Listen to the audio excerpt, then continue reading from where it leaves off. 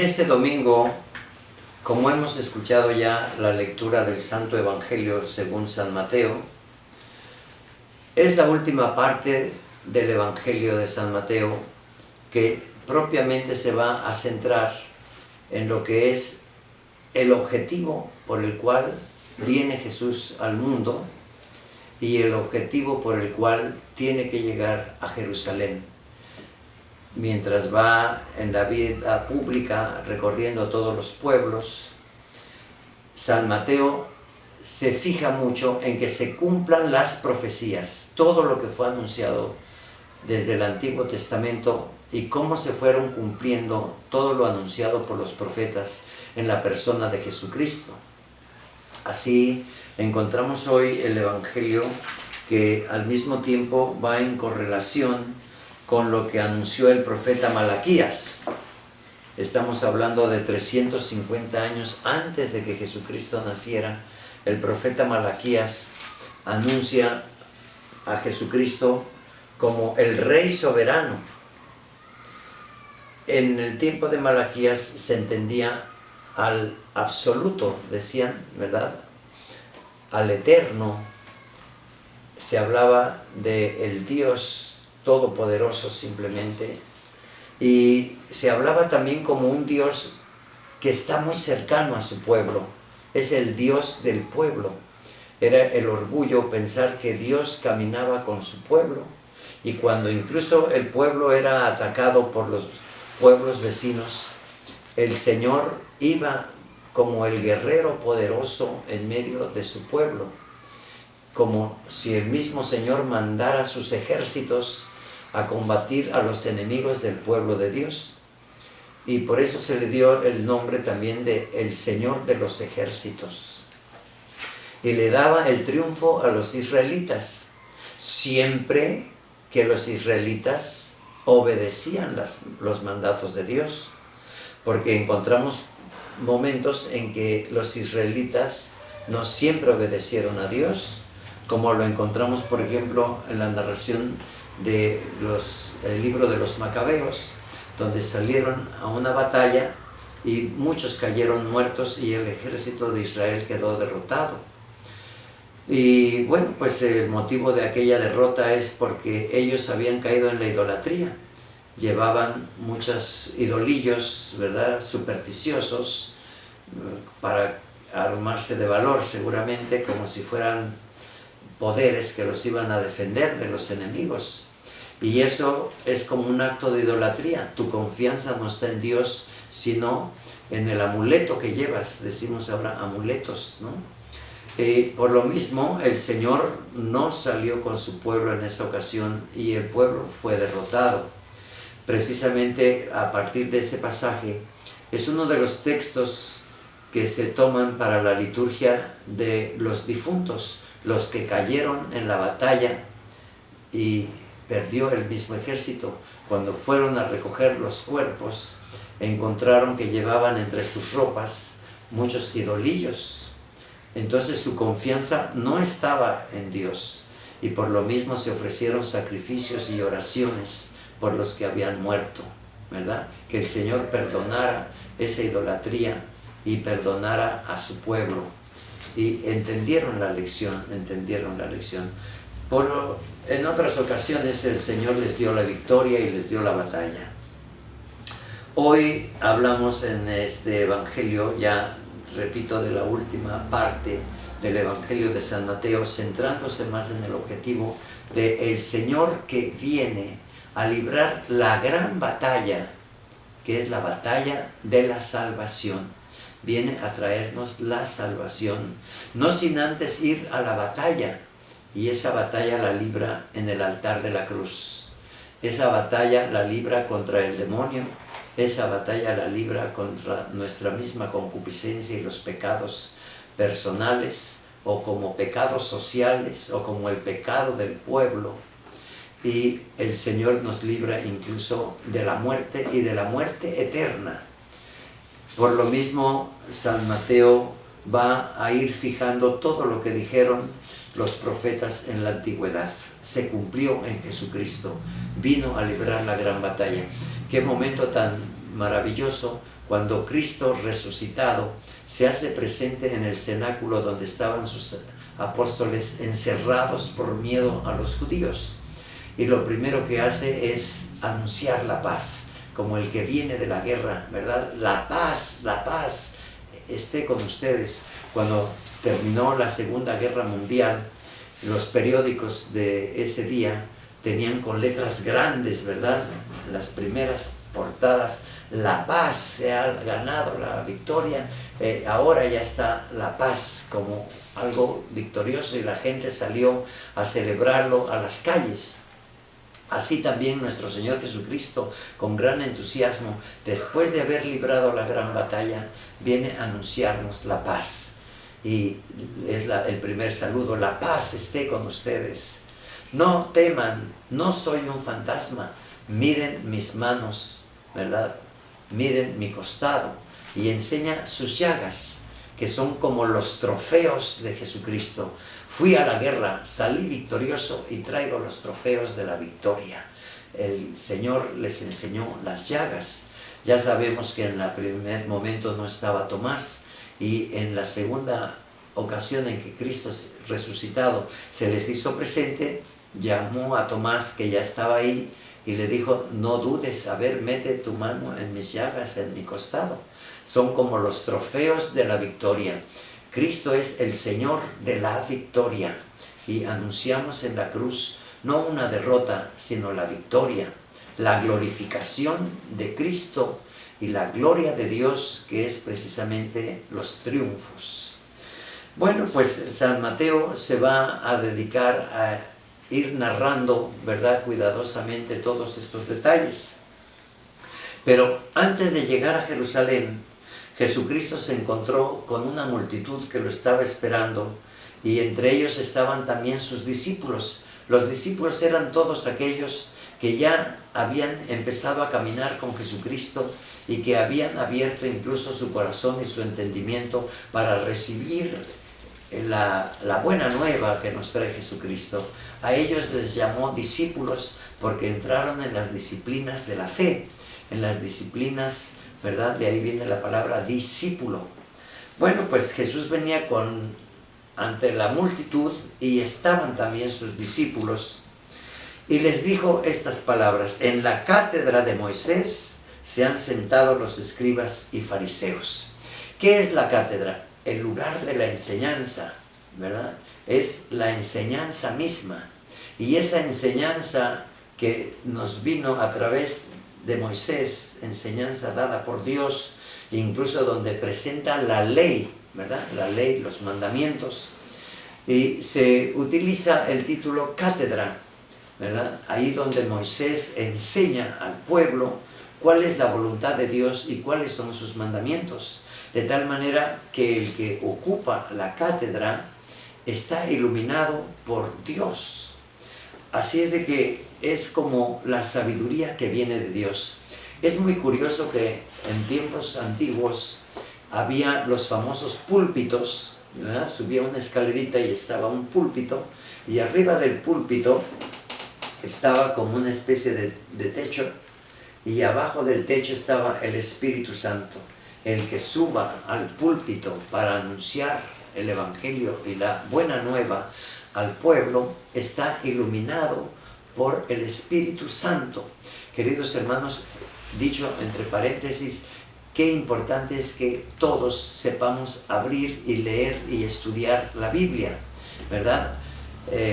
Estamos incluso en el año de la Biblia y en el mes de la Biblia que pasó, ¿verdad?, hace poco. Pues cuando usted abre la Biblia, que es la palabra de Dios, y la abre con fe, imagínese que brota la misma palabra, se hace presente Jesucristo en la liturgia, en la gran asamblea de la misa, se presenta incluso la palabra, se inciensa la palabra, se hace la procesión con la palabra, el evangeliario, y la palabra es Cristo y su enseñanza. Por eso, el que ha de enseñar, que enseñe con la palabra, que enseñe a Jesucristo. Y eso es como ocupar la cátedra de Moisés, que hoy entendemos la ocupa Pedro, Papa Francisco, los obispos en sus diócesis o el púlpito de las parroquias. Pero también en el pueblo de Israel, ya en el tiempo de Jesucristo, en las sinagogas o en el mismo templo de Jerusalén, ¿verdad?, se encontraba el lugar de la cátedra, de la enseñanza, ¿verdad? Y se leían los rollos, los pergaminos, donde estaban todos los escritos, sobre todo la ley, la Torá, ¿verdad?, o el Pentateuco, que son los primeros 5 libros, o lo que habían dicho los profetas, ¿verdad? Cuando Jesucristo iba a iniciar su tarea, su evangelización, Jesucristo entró a la sinagoga y el encargado de la sinagoga, ¿verdad?, llamó a Jesucristo. Jesucristo subió a la cátedra y le entregaron el rollo de Isaías, el pergamino, ¿verdad?, aquel donde empieza diciendo: el Espíritu del Señor está sobre mí. Y Jesucristo dijo: hoy mismo se cumple esta palabra. Bien, ahí está, ¿verdad?, la palabra dada por Dios, la palabra que fue enviada y que es Jesucristo. La palabra no es un simple escrito en la Biblia de consejos bonitos o de historias cortas o de parábolas, sino es sobre todo la palabra que debemos asimilar, la palabra que entra por el oído, pero debe iluminar nuestra inteligencia, la palabra que debe bajar al corazón y transformar nuestra persona, nuestra vida, la palabra que debe salir por nuestra boca para anunciarla y llevarla con alegría a quien no la conoce, la evangelización, el recorrido de la palabra, que debe haber quien la anuncie. Si no hay quien anuncie la palabra, ¿cómo habrán de creer las gentes? Dice San Pablo, ¿verdad?, anunciando todo este ministerio de la palabra, que hoy le llamamos el ministerio profético, el ministerio, la pastoral profética. Bueno, pues nuestro Señor Jesucristo le advierte a las multitudes, al igual que a sus discípulos, y les dice que en la cátedra de Moisés se han sentado los escribas y fariseos. Pero sabemos muy bien que nuestro Señor Jesucristo fue señalando a los fariseos en sus hipocresías, en su vida falsa, ¿verdad? Y hoy no es la excepción, pero ya no le habla directamente a los fariseos, sino a la multitud y a los discípulos. Recuerden que Jesucristo tiene diferentes auditorios y hoy habla a las multitudes. Es decir, nos está hablando a todos en el pueblo, nos está hablando a todo aquel que se encuentra con este texto. Y dice: hagan pues todo lo que les digan, pero no imiten sus obras. Qué interesante esto, porque nuestro Señor Jesucristo está descubriendo para las multitudes la hipocresía y la falsedad de los fariseos, que eran legalistas, que habían antepuesto la ley incluso sobre la alianza que Dios había hecho con su pueblo, una alianza de amor, una alianza noble, ¿verdad? Pero ellos se llenaron de leyes y solamente sabían hablar de leyes y de códigos, ¿verdad? Y ponían al pueblo en circunstancias a veces de situaciones pesadas, que no era fácil cumplir todo lo que ellos anunciaban en la cátedra. Por eso nuestro Señor Jesucristo dice: hagan lo que les dice, pero no imiten sus obras. Quiere decir que no hay coherencia entre lo que se anuncia y lo que se vive. Ahí tenemos también nosotros que reflexionar, hermanos, porque muchas veces podemos conocer toda la Escritura, podemos hablar de la Biblia con la Biblia en la mano y citar los capítulos y los versículos, sí, pero si el corazón está fuera de todo lo que se anuncia, es como si estuviéramos divididos por el cuello.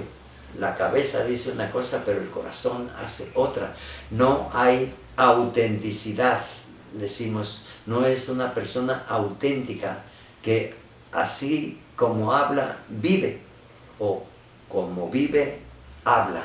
Debe haber coherencia y no división, ¿verdad?, en la misma persona. Ya no hablemos de las divisiones que hay en la sociedad o en los pueblos, sino hablemos de la división que hay dentro de nosotros, que creemos una cosa y vivimos otra y hacemos otra.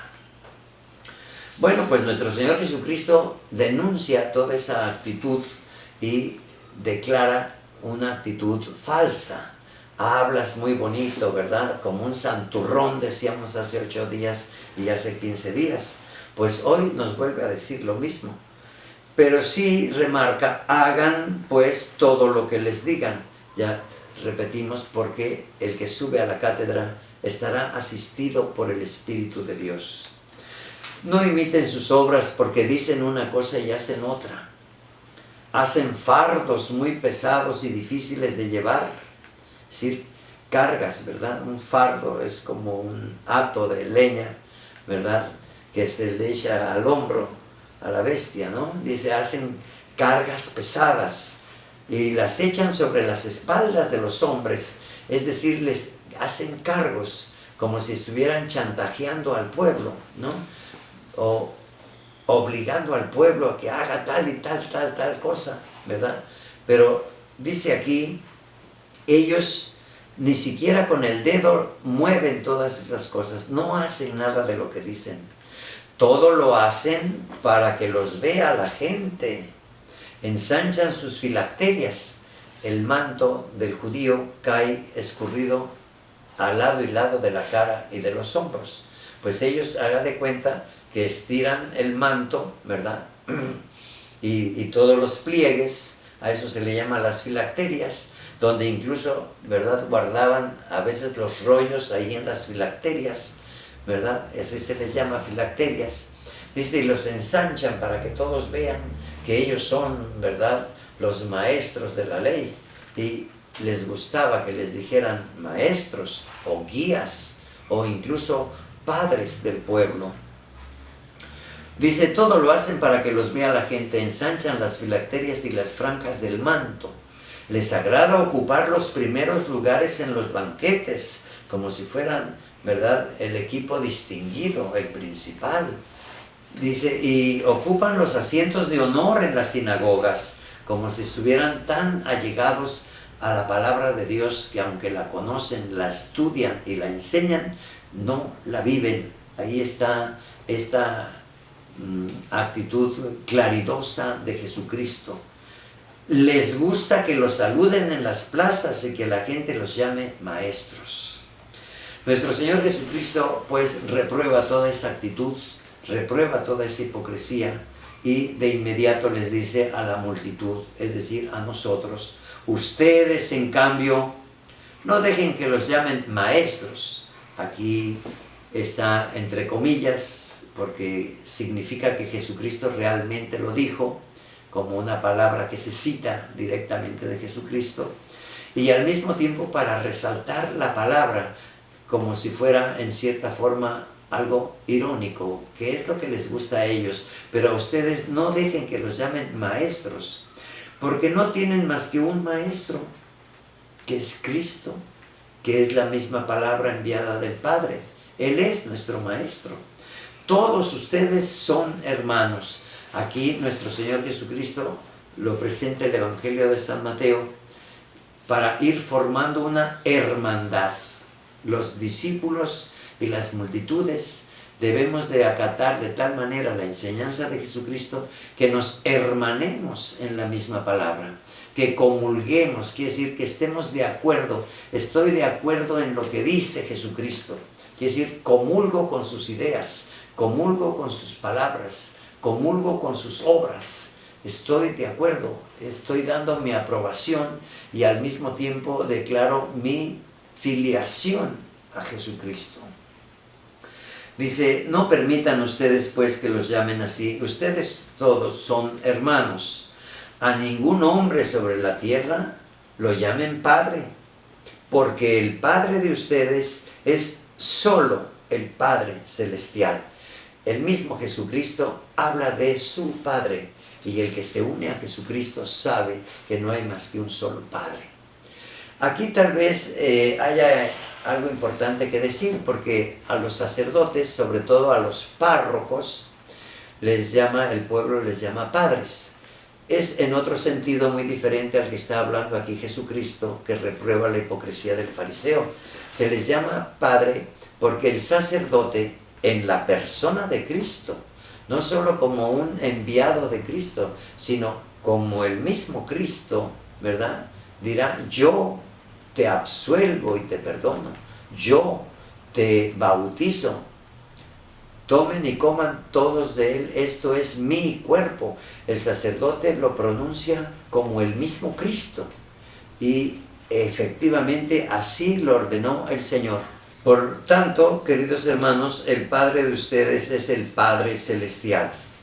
No se dejen llamar guías. Ustedes no son guías, ustedes son hermanos, y van a hablar con su ejemplo, con su forma de vida, que sea una vida franca, honesta, fiel.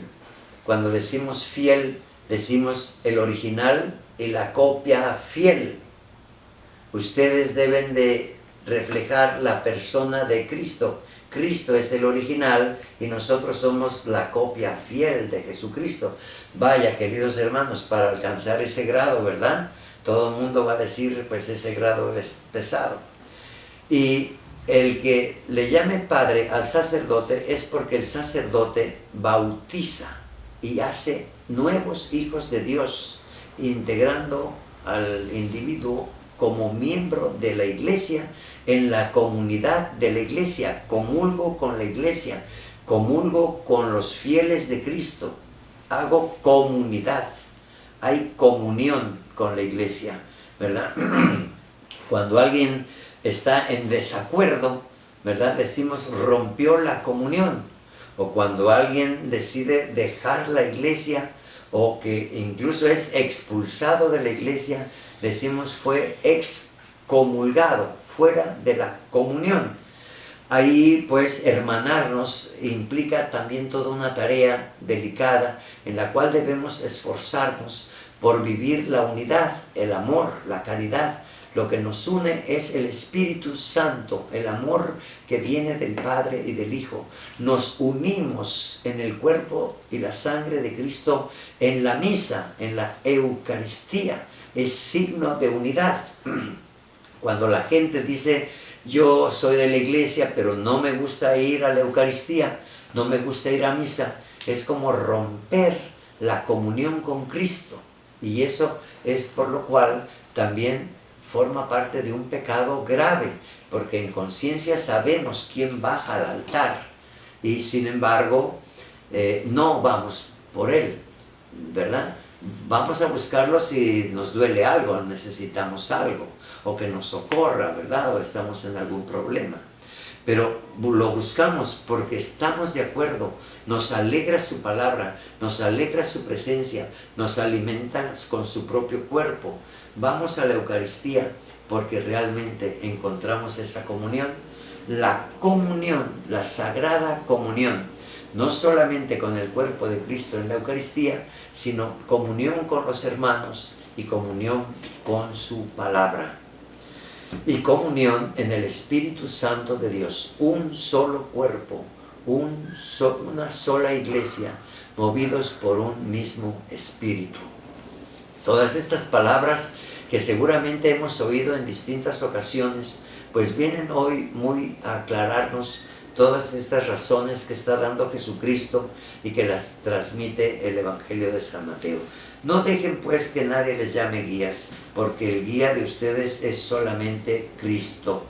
Cristo es un título, un nombre propio para Jesús, el Hijo de Dios, pero está dicho en griego, Christos, que es lo mismo que se dijo en hebreo, Mesías, que significa Salvador. Mesías y Cristo es lo mismo, nada más que en diferente lengua, en hebreo o en griego, pero significa lo mismo, el ungido de Dios, el que trae el ungüento, el que trae la medicina, el que trae el perfume del amor y de la misericordia. Y solamente Cristo es el único, Jesús, el Hijo de Dios, el Santo de Dios, como fue anunciado por el arcángel, ¿verdad?, Gabriel a la Virgen María, ¿verdad? Cristo es su nombre, Mesías, el Santo de Dios, el que es obra y fruto por el Espíritu Santo en el seno virginal y purísimo de la Santísima Virgen María. Y finalmente pone una regla que nos puede parecer muy sencilla, tan escuchada, que parecen palabras ya muy lavadas, que no nos dicen nada nuevo. Pero sin embargo, si se esfuerza uno en vivir lo que dice, vamos a ver que no es tan simple ni tan fácil, y que no lo debemos de tomar en una forma tan simplona y tan corriente, ¿verdad? Dice, el que se enaltece, es decir, el que va de vanidoso, engreído, como un fariseo, ese va a ser humillado, pero el que se humilla será enaltecido, ¿no? El Señor corrió a los soberbios y enalteció a los humildes. Leemos en el cántico de la Virgen María, que llamamos el Magnificat, ¿verdad? Ahí encontramos estas palabras donde se cumple todo lo que fue anunciado desde Abraham, ¿verdad? La promesa que hizo Dios a su pueblo y a Abraham y su descendencia. Pues el camino de la humildad no quiere decir que vengamos, porque esa es una palabra que a veces la gente confunde. Dice, es una persona humilde, pero quiere decir pobre, o quiere decir andrajosito, o quiere decir con ropita raída, o quiere decir tontito, que no entiende. Pobrecito, es un humilde. No, hermanos, la humildad es una virtud, la humildad es un don que hay que pedirle a Dios, porque es una fuerza en el Espíritu Santo y en la fe para vencer nuestra soberbia, para vencer incluso al soberbio enemigo que siempre nos acecha. Es el camino de la humildad y de la fe lo que vence al demonio. Es la humildad lo que nos mete en la mejor disciplina para ser obedientes, que es la virtud más extraordinaria. El mismo Cristo, ¿verdad?, es reconocido obediente, y obediente hasta la muerte ignominiosa de la cruz, obediente a la voluntad del Padre. Es el Cristo que desde la cruz nos va a dejar oír esas palabras que le dice al Padre: Padre, se ha cumplido, todo se ha cumplido tu voluntad, quiere decir, ¿verdad? He venido a realizar lo que tú me pediste, para lo cual tú me mandaste. Bueno, pues aquí también el que se humilla será enaltecido. Cristo fue glorificado por el Padre en la cruz. La gloria de Dios la encontramos en el misterio de la cruz y de la resurrección. Queridos hermanos, no nos perdamos de la gloria de Dios y vayamos por el camino de la humildad, es decir, de la sencillez. Reconozco que soy pecador. Yo no soy el que me voy a hacer un vanidoso y fanfarrón delante de la gente, porque eso, aparte de ser muy chocante y muy molesto para quien lo ve, al mismo tiempo nos separa de Dios. La soberbia, la vanidad, el ser engreídos, ¿verdad? Eso nos acorrienta, nos hace feos. Pues, queridos hermanos, cuánta gente, ¿verdad?, anda buscando ser reconocido, cuánta gente anda buscando los primeros lugares, cuánta gente quiere que todo el mundo los salude, los reconozca, ¿verdad?, que estén de acuerdo con ellos, etcétera, aunque digan tonterías, ¿no? Cuánta gente dice tanta tontería, y el que no está conmigo está contra mí, y son mis enemigos. Y hoy escuchamos muchas palabras parecidas a esas, incluso de nuestros gobernantes. Queridos hermanos, no admitamos ser fanfarrones delante de nadie, ni tampoco andemos echando elogios y piropos falsos que seduce el alma y la corrompe, ¿verdad? Ahí pues el camino de la humildad. Este camino lo conocemos muy bien y lo podemos meditar y reflexionar sobre él para hacerlo vida, pero lo encontramos en las palabras de la Santísima Virgen María. He aquí la esclava del Señor. Un esclavo es el que atiende al amo. Un esclavo es el que sirve la mesa para su amo. Un esclavo está de pie a ver qué se le ofrece al amo. Un esclavo nunca se sienta mientras el amo está presente. Un esclavo está al servicio.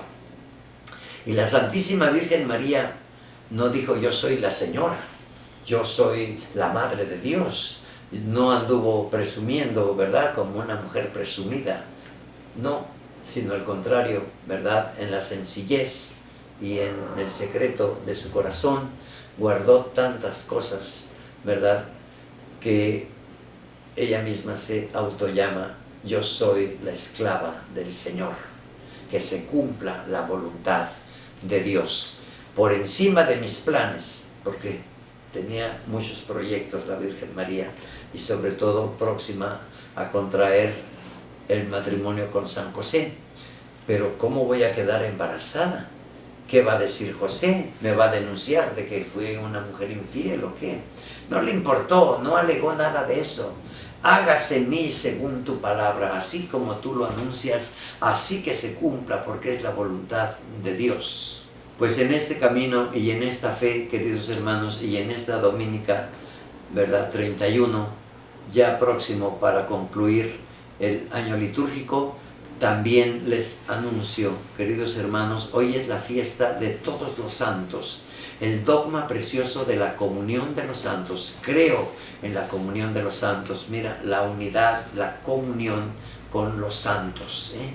Los santos son nuestros hermanos que han pasado antes que nosotros por el mundo y que en el ejercicio de sus disciplinas y de su humildad y de sus virtudes en la obediencia a Cristo y al Evangelio, dieron testimonio y son reconocidos en su estado de gracia, ¿verdad? Nuestros hermanos los santos.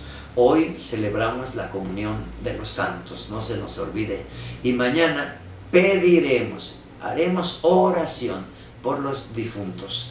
Nada que ver con las muchas tradiciones que hay, y mucho menos con la tradición que viene de los celtas desde tiempos antiguos, y que la empiezan a celebrar como si fuera el fin del año o el principio del año, ¿verdad?, en el 31 de octubre, como fue la noche de ayer, ¿verdad?, donde se hacen incluso rituales muy paganos, pero al mismo tiempo muy satánicos, hermanos. Hay que decirlo con claridad. Es el día más grande en el que le rinde mucha gente culto al demonio.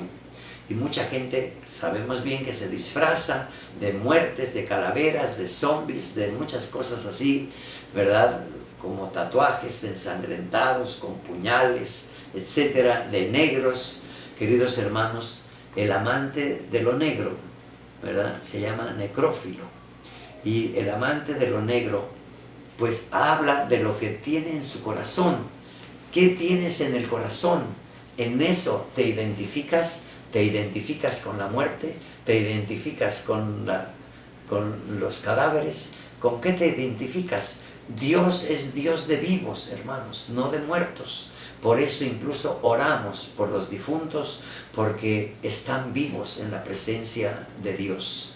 No caigamos pues en las trampas, y menos para celebrar el día más satánico, donde incluso hay profanación eucarística, el robo de los niños. Sacrifican a los niños en los altares satánicos, profanan las imágenes, ¿verdad?, hacen cantidad de barbaridades, y yo creo que muchos de ustedes incluso ya lo vieron también, ¿verdad?, en muchos videos que también se ha esmerado en denunciar tanta maldad.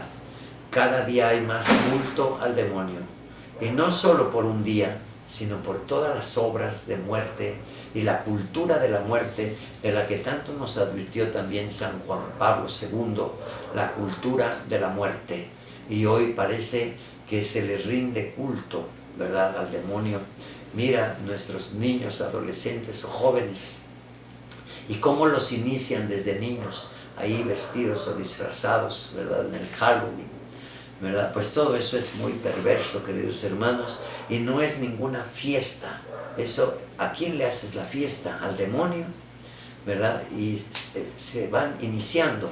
Nosotros lo decimos con esa franqueza porque conocemos todas estas cosas, e incluso luchamos contra ellas aquí en Puentejula, ¿verdad? De cuánta gente viene que fue iniciada desde muchos años atrás, hasta que francamente quedan muchos, ¿verdad?, con muchas manifestaciones demoníacas, donde ven, oyen y sienten cosas extrañas y hasta pierden el hambre o pierden la relación con sus familiares, se hacen oscuros, aislados, mutismo, cortantes, enojados, ¿verdad? Ya no sabe a veces el padre, la madre, cómo tratar a un hijo que está entre las drogas, entre los vicios, en la corrupción de la carne.